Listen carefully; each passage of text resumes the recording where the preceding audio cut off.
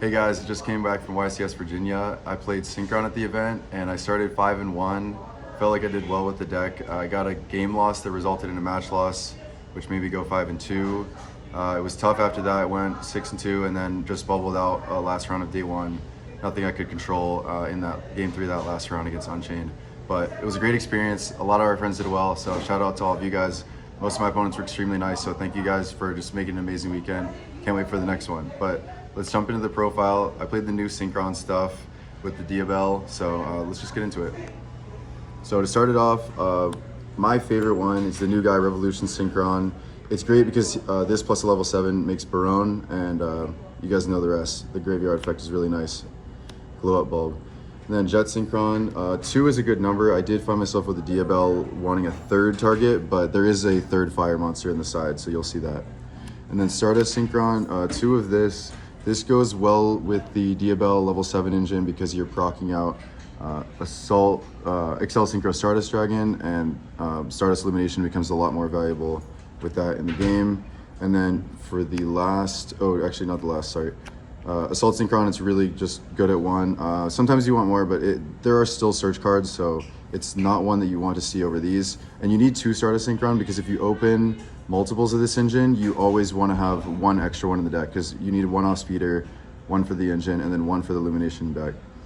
And then Wheel Synchron, I'm still playing this because although people may say it's a brick that is just to win more, in fact, having it in my deck is a lot better because it allows me to go for more aggressive plays like making the unaffected speeder line with a Barone or a Herald up, so you have much more negation ability, much more ability to play through interruptions because you can burn that and not have the assault engraved. So you leave the assault engraved because you won't be able to use it for the combo since you're doing the tribute effect of Excel Synchro Stardust early, but you'll have the Wheel Synchron on the back end to summon it. It gives you an extra normal. It has the grave effect. It's a body.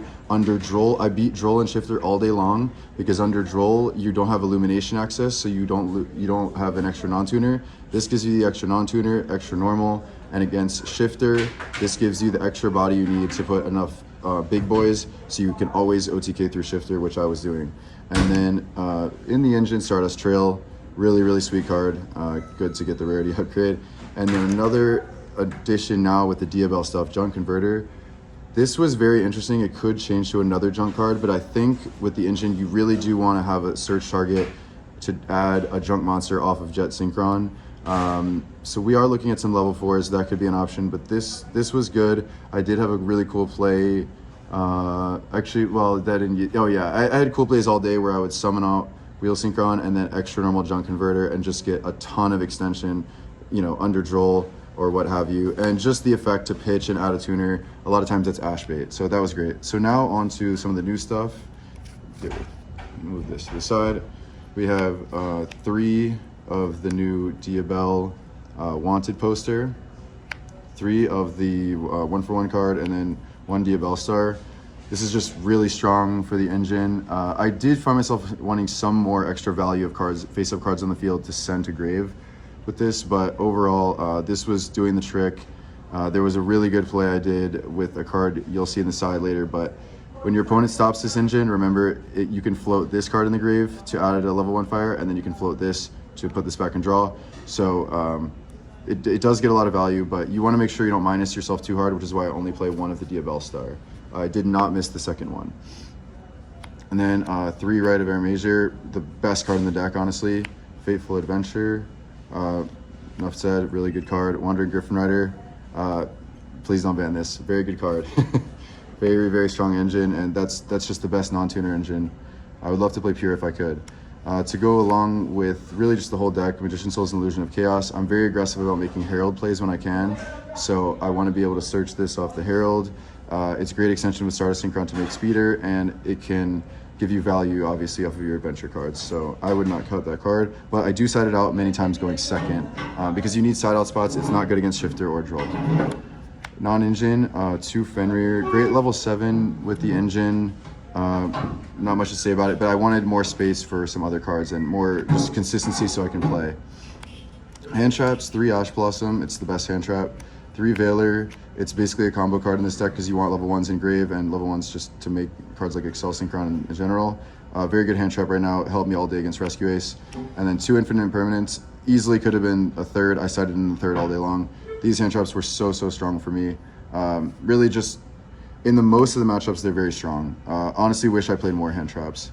More spells. We had 1 Tuning and 1 On Your Mark. It's at duel. I really couldn't decide which I wanted. Tuning is a better card, but On Your Mark gives you that extra value because it stays face up, so you can send it with the Diabell. So I'm not sure. I was siding out this and keeping this just for a thrust target, but I really don't know. And also because I played the thrust on the side, the 1 Small World, this is just 1 more consistency boost I wanted to add into the deck.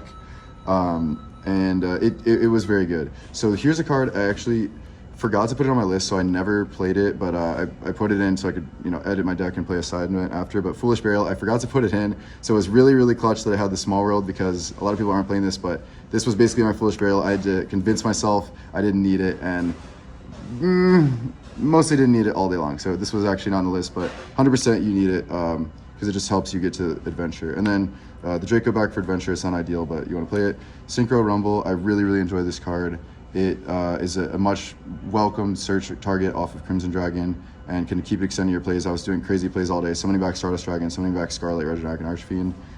Stardust Illumination, I mentioned before, it's integral part of the combo. It's not a great card to draw, but amazing card when you search it. And then the cards of the tournament, 3 Water Enchantress and 1 Droplet. So I was DQ'd, I got a game loss. Round 7, I was 5-1 at table 12, and we got a deck check mid-round. It was 1-1, 30 minutes left. And they told me that my Forbidden Droplets and Water Enchantresses were a bit different than my other cards. So I ended up going and buying new ones afterward because I got a game loss, which resulted in the match loss. But the reason I played the 1 Droplet was just because it's a hard 1-of, and going first, I really didn't like it if I got hand trapped, and then I had to set this. It was way too minus, so it is one of the best going second cards, but I just wanted to keep it to this 1-of ratio just because of the hard once per turn, and just in case I went first. So that's the main deck. For the event, it was 42, but for the side events, it was 43 with the Foolish Burial. And now extra deck. A lot of the extra deck is really standard. You've got the tokens, Percy, the Bureau token. First of all, the smallest card, Formula Synchron. I would cut this. It's a bit win more. It could unbrick you going first in theory, but I decided to go out going second, and pretty much for every game 2 and 3. So I would replace this with at least Scarlet or something. So that card I would actually cut. But the rest of the extra deck I think is perfect. Herald of the Arclight, such a perfect card. Junk Speeder, favorite card. Thank you, Konami, for putting this extra rarity. Hyper Librarian, this was the build I was on in drawing hand traps, and just I would rather out-resource my opponent than try to just lock them out. So I just put up interruptions and also draw cards. Excel Synchron, integral card, and then everything else is just standard. Stardust Charge, Shooting Riser, you need this if you open Stardust and Enchantress only. And that's really only time it really comes up in this deck. Sometimes if you're extending with TG. And then you got Crystal Wing Synchro Dragon, amazing card. I was using it all day long. Stardust Dragon, beautiful, and you really need it because you need to summon it off the Excel Synchro Stardust. That play is what makes this deck really function at a high level. Cypher Lord Omega, one of my favorite cards. And then Bestial Dispatter, the one that summons it back. Still enjoy the negation effect and interaction of banishing your opponent's cards. Baron de Fleur, the best card. And then actually a smaller than this, Croco Dragon. Croco Dragon was good. Just draw cards sometimes, keep going. And then Crimson Dragon, this got even better now with being able to add the Synchro Rumble. Before I wasn't playing a target, but wow, yeah, this card really puts in work. And then finally, just the side deck, 3 Droll, everyone's on this, solid. 2 DD Crow, didn't really come up. Kurikara, this debatably could be in the main and actually was really good. I did some crazy plays with the Diabell stuff, baiting out interruptions and then searching this, and then extending with Stardust Synchron to make speeder with this. So that was so good. And you can always reborn their Baron if you're not able to OTK them. Scarlet Red Dragon Archfiend, I would probably put this in the main. I had round 1 played very well, activated its effect to destroy 4 monsters on my opponent's side of the field and end up winning the game. So it's actually just a really good card on its own merit. So it should be somewhere in the mainer side. 2 Book of Eclipse, honestly this never really came up, but it's just good to have in the matchups that it's needed for. Calamity Lock, or of course Pearly, things like that. Then the second Forbidden Droplet. 1 Triple Tactics Thrust, because I was pretty afraid of Anti-Spell on the side, but it's such a good card, you really just have to have at least 1 in your side deck. and it paired well with a lot of my one-of power spells. So another one-of power spell, Triple Tactics Talent, Harpies again, going first card, Called by the Grave. I would only side in one Called by and one Talents going first. Didn't really need to side anything else. And then the third Impermanence.